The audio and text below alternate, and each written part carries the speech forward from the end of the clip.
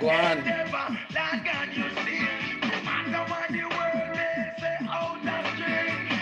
what's up, sis?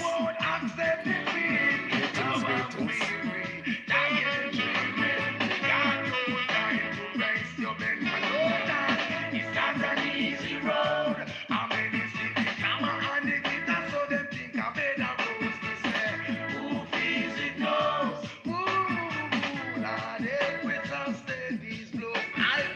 As we jump on, let's give a thumbs up if you're hearing the audio nice and clear.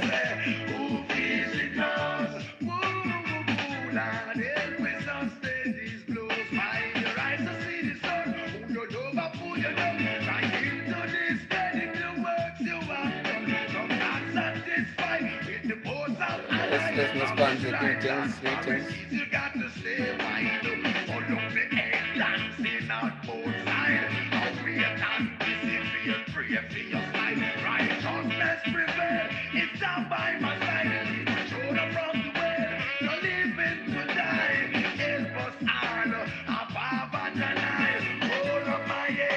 As always, when you jump on, you have to share this one. Start a watch party. Do a share so some more people can see what's happening on Wataguan.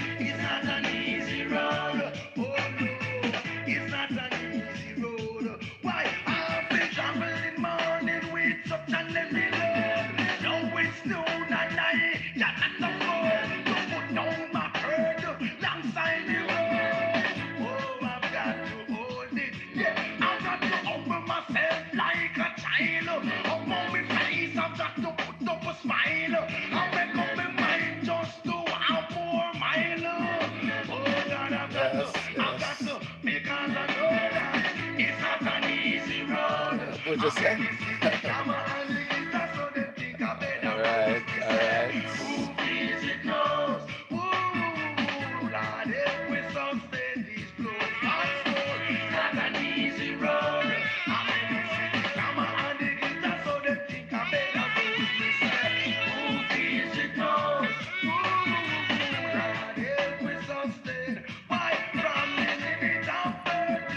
Yes, Clarence, greetings, greetings. Yes, deep penance. Greetings, brother, greetings.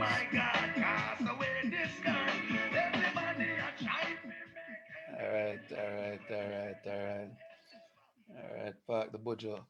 Greetings, greetings. Welcome to Wataguan. My name is Donovan Simon. I'm the president for the Jamaican Canadian Association, Alberta, based in cold Calgary. And Wataguan is our way of connecting to the community, talking about what we're doing in the association, in the city, in the country, in Jamaica, in the world. February is Black History Month, and today we're going to have an interesting conversation about being young, woman, and Black. And we've got some great ladies waiting in the wings to come talk to us about what it feels like and some of the issues, especially as we discuss Black history. But before we do that, we have to get into some of the staples of Wataguan. The first of which is the Patwa word of the day. Now, this one's supposed easy. When I was preparing for this one, it gave me a big laugh.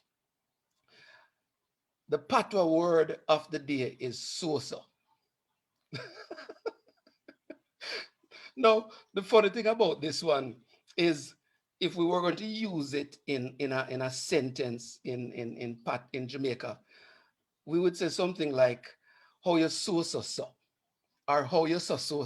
It's just a weird way how we use this one, right? But some people just so. And so for those who understand the patwa, right, put it in the comment section why some people so, right? So that those who don't understand this wonderful language of ours can understand, right? Of course, we also want to talk about what's going on in the community in our association. Tomorrow, we're going to have our first game night. Mark Henry, big up, Lana, Wagwan, right? Part of word is sosa, and some people just so. Not true. Anyway, coming up tomorrow evening, 7 o'clock on Zoom, we're going to have our first family games night of the year. We're going to do it virtually, lots of games and activities and prizes. It is open to everybody. So jump on, bring the family, bring the kids, everybody, grandma, grandpa. We're gonna have a family games night, right? Virtually. The information to log in is on our social media. So check out Facebook, check out our Instagram, and if you are on our mailing list, you would have gotten the login information for Family Games Night tomorrow evening at 7 o'clock. There's another webinar from Getting Your Affairs in Order. It's on the 18th at 11 a.m. Check them out at Instagram and Facebook, Getting Your Affairs in Order. And on the 27th, Caribbean Black History Month celebrations virtually this year, of course, because of COVID-19. All the Caribbean associations here in Calgary are coming together to celebrate Black history, right? It's going to start at 6 o'clock on the 27th. So that's a couple of Saturdays from now. It's going to be streaming on Facebook Live. Check us out on Facebook at the Caribbean Associations of Calgary. Mark the page, like the page, so that when the show start, you can jump on and see all these different things. It's going to be a really outstanding uh, performance, or a set of performances, panel discussions, all kinds of things as we celebrate Black History Month here in Calgary. Of course, check it out on Facebook and Twitter and Instagram and all of those places. Uh, and follow what's happening with the association. Uh, we were talking about having the Fam Fund Challenge, and some people I know had already registered. We're going to postpone this youth initiative because we didn't get enough registrations. So I want to make an appeal. People, as we try to do these things to connect with the community and to talk about culture and to talk about the things that are important to us, we're going to look, for people to support. We're going to wheel and come again on this one, right? So for those who have already submitted their registrations, hold tight. You'll get some information later on as to when we're going to redo this. We wanted to get a minimum of 20 families involved. We didn't get that number. We're going to redo it because we want to ensure that we connect to the community, unite families, have some fun while we promote Jamaican culture. Of course, we're always talking about our building project. We're getting close. Trust me, we're getting close. Just finishing up some details on the floor, and we're still asking for support through our Helping Hands program. It's a program where our 16 by 14 donor wall can get your logo, company name, your individual name. Right? There are a range of different levels, and as you can see on screen, just reach out to us. Plus, there are benefits. We'll talk about your business. We'll talk about what you're doing on our social media, on Wataguan, and more. So check out our website for more information about the Helping Hands program. And if you just want to get in touch with us, there are different ways. You can jump on our website, you can give us a call, you can send us an email, you can jump on our social media, right? So whether it's Facebook, whether it's Instagram, uh, you know, Twitter, we're all over the place. Find us, send us a question if you have a comment, some feedback, anything that you want to touch base with us about, feel free because we're here for the community. All right. So, right. So. For those who join late, the patois word of the day is so. And in Jamaica, we say some people just so. But the people I have on today are not so. All right. We're going to discuss young woman and black as part of discussing Black History Month, and we have some wonderful young ladies that are going to join the conversation. uh Triple A, like we say, all power today. Akiri, Alicia, and Harriet. Ladies, welcome to Wataguan. Thank you for having us. Hi, Hi. thank you. All right. So, all right, who understands so? I do Well, not. a little bit. A little bit. A little bit. All right. All right. That wasn't part of the questions, right? So today we're going to talk we're going to talk about young woman and black. You are uh, wonderful Black young people in a system where, in recent times we have had a range of conversation, issues, protests, discussions about Blackness and how people see it. So I want to maybe, Akira, I'm going to start with you. And belated happy birthday, by the way. Thank you. Right? Let's start with what are some of the issues that young Black women are facing in our community? Well, I think one of the biggest ones is like when it comes to education and being successful. There's a lot of setbacks, especially just because of the color of our skin. So even the other day, I was having a conversation with my dad about going to school, and he was like, "Don't you think going to school would give you a better advantage because then you'd have the qualifications?" And I'm like, I mean, yes, but not everybody. Like, it's a little difficult, but there's that. And then when it comes to the social aspect, it comes like there's the being accepted or people looking at you differently just because of the color of your skin. And it's not very comfortable all the time. Yeah, so the question of acceptance. Ariette and I sat on a panel many months ago, and some of these issues came up about Black people and young Black women. And Ariette, from your perspective, uh, does being an immigrant or being from a visible minority make some of these issues more pronounced or harder to deal with? 100%. Being an immigrant, you're already a step back from where everybody is. You know what I mean? Like there's some type of standard that you have to reach now. So you have to think about, okay, now I have to adapt to this new way of living, this new culture. And you also have to think about, okay, so now I have to be accepted.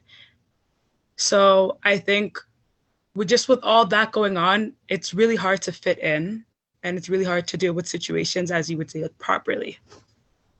Yeah. And with that, there is also the factor of being woman. So Alicia, I'm coming to you. Do you think being a Black young woman creates some distinction and makes some of these issues show up even more?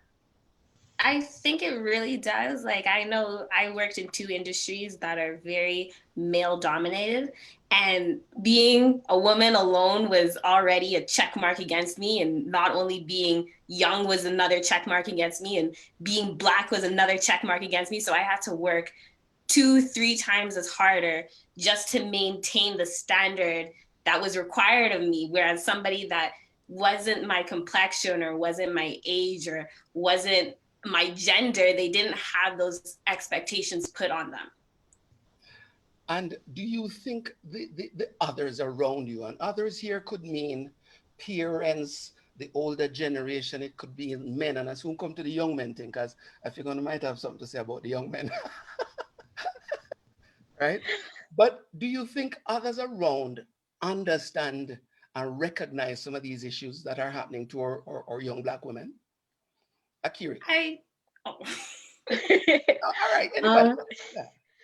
Well, yes and no. There are some that they can speak from their past experiences that have pushed onto us, the younger generations. But then there's others that they just don't understand that it is a little harder now, especially because, the cost of living is up and everything has changed. And so it it's a little more difficult for some people to grasp, especially in these times. Alicia, you were going to put a comment in. Yeah, all right, I soon come to you on the same thing. What were you going to say about that, Alicia? I think it all depends on what your social standing is. I know normally people, especially in our culture, you tend to try and find people that are like-minded like you or look like you, especially, or have the same ideologies that you do. So it becomes it becomes a little bit harder when you try and integrate into other cultures and other societies because they don't understand where you might be coming from or the problems that you might have with the color. Like, I know I had some friends growing up that they didn't understand that just to go to an interview, I had to straighten my hair just to even get past the door. Ariette. Okay, my turn. Yeah, Sorry, just to add on to that, I think it's kind of impossible for people to not realize what's going on and to be completely unaware. I think that you may not fully understand what's going on, but I don't think that you're necessarily unaware. You have social media, you go outside, like it's not oblivious to the world what goes on in our lives, you know? Just Yeah, want to add. I soon come and talk about the intergenerational issues. But I want to talk about first the question of the young black male. Are the young black male having the same issues that the young black women are having? Oh, okay. So I definitely think that black women, young black women and black male have similar issues. But from what I've seen the experiences of black men to be a lot more aggressive and hands-on rather than what I've seen with women. It's like our issues seem to be a lot more subtle and just just along those lines. It just like I think at the end of the day it's still as dangerous, but like with men it seems to be more present. Uh, Akira, what do you think? I see you nodding.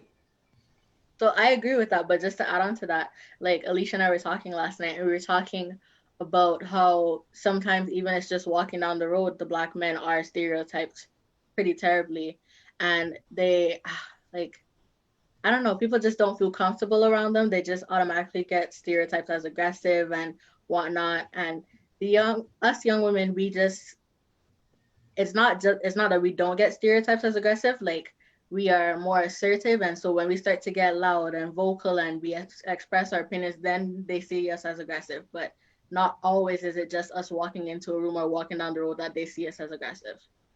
And since we're talking about the young men as well, Alicia, do you think the young black men understand and appreciate some of the issues that the young black women are dealing with? I think to an extent, I think a lot of times when they come across not so great to what we consider, I think they've also have had to start dealing with identity issues as a black man themselves. I mean, from being raised in this generation that pop culture is the next big thing. And when you look on a music video, for example, like I grew up in the 90s, and a music video back then with a black man in it was talking about love, was talking about a connection, whereas a music video that has in today, everything is booty and thong and boobs and everything in the mix. So I think with everything going on, I think there's been an identity shift that men, especially black men, have to now deal with, and how to interact with not only women but colored women as well. Is this a cultural thing? Arietta, I remember one of the times in our conference we were talking about perception and how the black woman or young women are raised versus the young black men. Does that Mhm. still obtain, and what are some of the issues that come out of that? I think well, I'm just speaking personally for the way that I was raised and a lot of people within my community were raised, where the women were raised to be perfect, to be the perfect wife, to be able to clean the house when you're really young, to cook when you're really young. But on the male side, it was more like they just got to be kings of the household. Like they didn't have to cook, they didn't have to clean, they didn't have to do any of that because if you had sisters, especially and older sisters, they would do it for you. So I think when you get onto the into the real world, it becomes very hard for men because they're so used to everything being done for them. So they don't know how to. They end up not being able to do anything on their own. that, that's interesting. So some of them Mhm. can't cook, right? I mean, you can't put it all on the men. I mean, I've met some girls that can't cook either. Yeah, but there are some men that can really cook. Like So let's talk about the intergenerational thing, because the issues that black women are facing today, and we can talk about you know whether it's race, whether it's sexism, and seems to be stuff that has been going on for a long time. Are these the same issues that the women of the 60s or the black women of the 60s faced, or are they really different? Akira, let's start with you on that. I will say there are some similarities and there are some differences. I think the biggest difference is how it's being handled. Us, the younger generation, are being more vocal and we're not taking everything anymore. We're not just sitting down and accepting everything that it is. So we're learning to fight back, and I hope we continue to fight back until we get where we need to be. But there, like the similarities are that I don't know, it's just like the acceptance thing, education, like I said before, being able to be successful and all that kind of stuff. But us, the younger generation now, like we don't, not everybody's gonna stay home and cook and clean and whatnot. Some of us like to go out and work and do our own thing and make our lives the best. And we're not all waiting for a man to support us. Having him there to help us is nice, but we're not just gonna sit down and wait for our husband to come home and take care of us. Alicia. Um, well, I think I'm very independent, so I'm like, oh my god, I totally agree with that. I think a lot of the things are similar from especially the 60s and the 80s. I just think there's a cell phone now, and there's actually a conversation being held now. I mean, I'm pretty sure a lot of the same things that we've gone through are quite similar to what were happening in the past. It's just either nobody wanted to talk about it, nobody wanted to accept it, or it wasn't getting videotaped. So, I mean, I think the conversation's always been there. It's up to this generation to continue having these conversations, especially with their kids and their little boys, their little girls, and having those important conversations. Do you think, Harriet, I'll bring you in on this one. Do you think the older generation of women effectively prepared this generation to deal with some of these issues? No, definitely not. I we were not ready. Honestly, we were not ready. I feel like a lot of what I go through and a lot of the issues that I have, it was never really spoken about at home. I get, again, like it's different for every household at the end of the day, but I feel like the type of household that I grew up with, my parents are immigrants, so they're more focused on getting money for the house, giving us shelter, giving us food, all that jazz, right? They weren't really focused on preparing us for the outside world, and a lot of it was because they didn't really understand what was going to happen when we went to school, what was going to happen when we crossed people on the road, or anything of that sort. Uh, and I mean, Harriet is from Sudan, right? Yeah, But South Sudan. there are lots of cultural commonalities with Black people, irrespective of where we come from. So is this a cultural thing in the Black household in terms of preparing, especially the young women, for the real world? Akiri, Bajan heritage. Yes, well, my parents are immigrants and I'm an immigrant myself. I moved here like almost 10 years ago now. And definitely the culture is different coming here. But I think there was always warnings of being careful of who you surround yourself with, being careful of who you come across and whatnot. Be careful of like what areas you find yourself in. But really and truly, they can't really say that they, like Ariat said, they knew what was going to happen or who we were going to come across and whatnot. So we couldn't be fully prepared for what we would find ourselves against. But I don't know. So I think there are some similarities in the cultures, but it's there are their differences too. Alicia, what's your take? Well, I'm actually born fully Canadian. My parents are both from Trinidad. So I do resonate with what Ariette said about growing up, especially then being from Trinidad. There were so many shades in Trinidad of color that color wasn't a conversation for them. It never had to be a conversation for them. And it wasn't until I went to school and I came home and it had to be a conversation, because then all of a sudden there were forms now that I remember sitting down one day and I had to fill out, what ethnicity are you? And I went home and I'm like, well, there's Black, white, Asian, Indian, and other. I don't know. I'm like 3 out of the 4. I don't know which one I'm supposed to pick. And that's when the conversation had to now open up, and the conversation now had to happen that they've never had to do before. So as we look forward, we talk about Black History Month and we celebrate the different things that Black people and Black women have achieved. You know, the Vice President of the United States is a Black woman, and there's a lot of celebration around it. What are some of the things, you know, you look at for the future as key to overcoming some of the challenges that you see today? Who want to pick that up? Yeah, Harriet, you take it on. I think I just want to focus on getting Black women or Black people just united in general, whether that's creating workshops, having conferences, or just addressing all of our issues and giving Black people a safe space to speak and know that they'll be heard. I think that it's very important for that to happen. And do you think the female voice, Akiri, what does the female voice need to sound like, and what are the things that the females need to be saying as we move forward to overcome some of these challenges? To add on to Ariette's talk about unity, I think that the Black women need to stand up for each other and to help take care of the men too, because they're mostly going to be the ones that are going to be attacked physically. And so if we can help protect them and be there for them and support them, that would be good too. I think it's more of a need for us to be united and support each other, take care of each other, rather than try to fight each other and tear each other down, build each other up instead.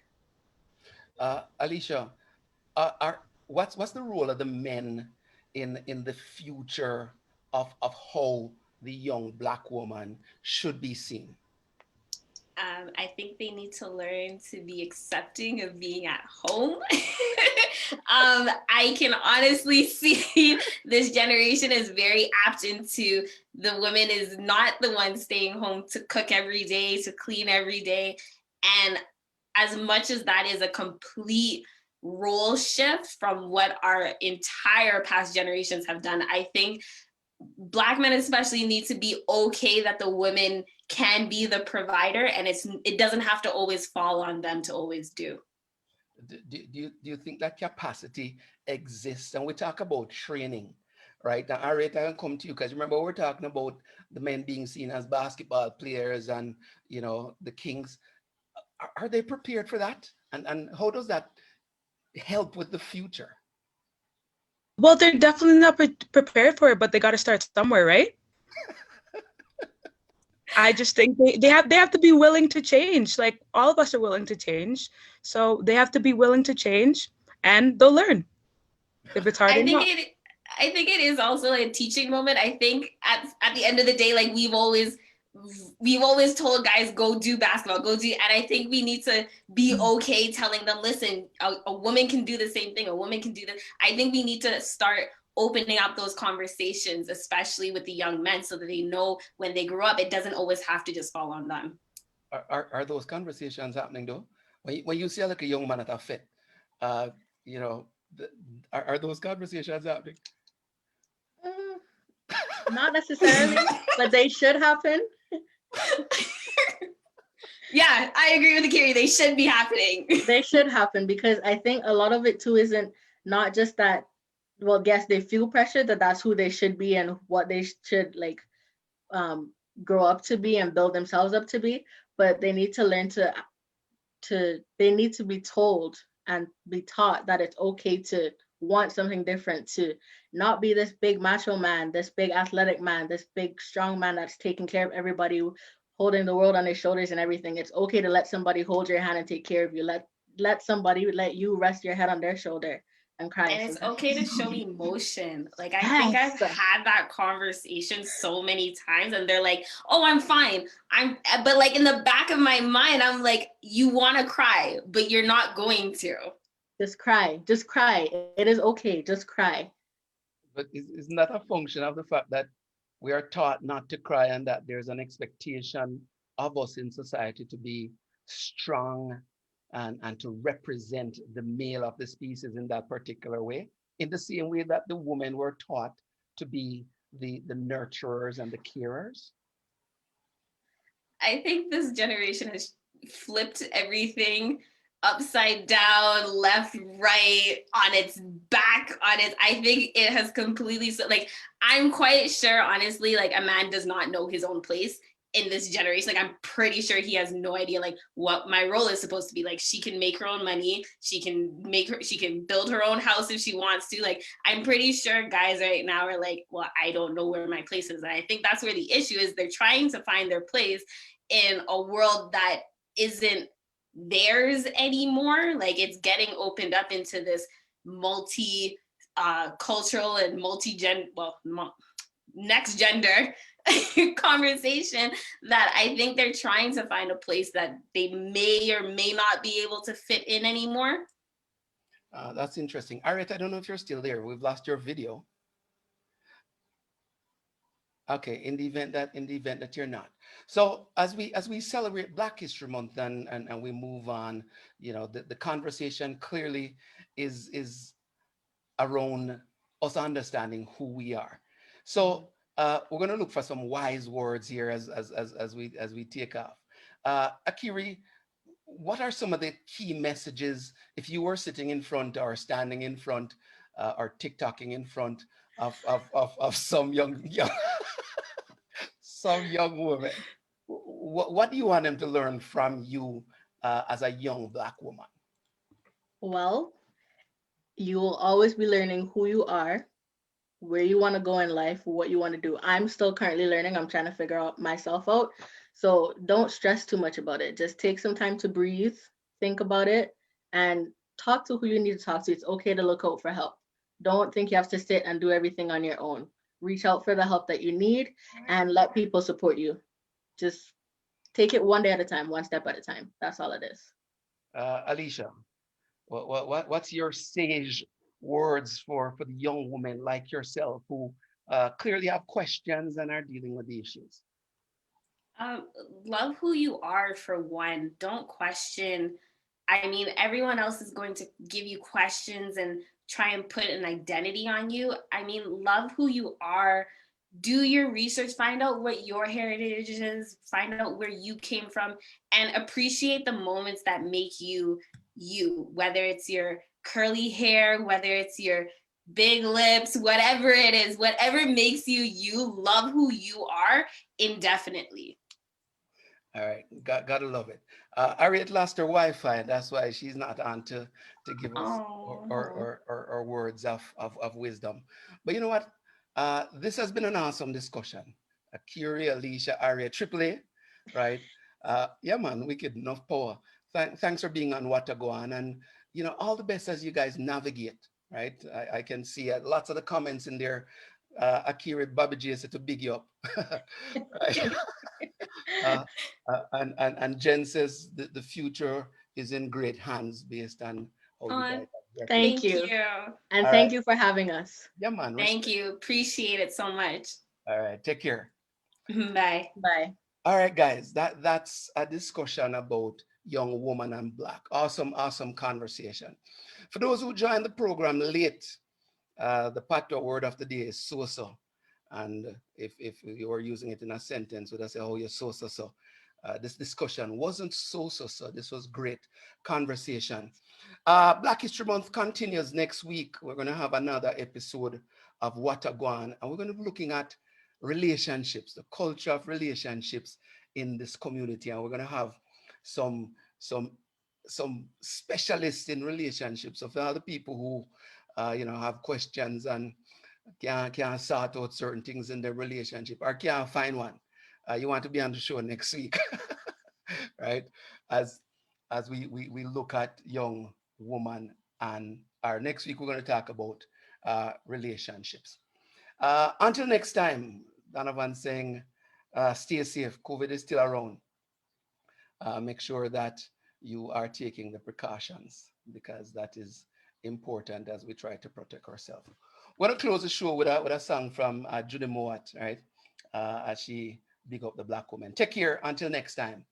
Like us on Facebook and Instagram and all of those places. All right? Well, good. Stay safe.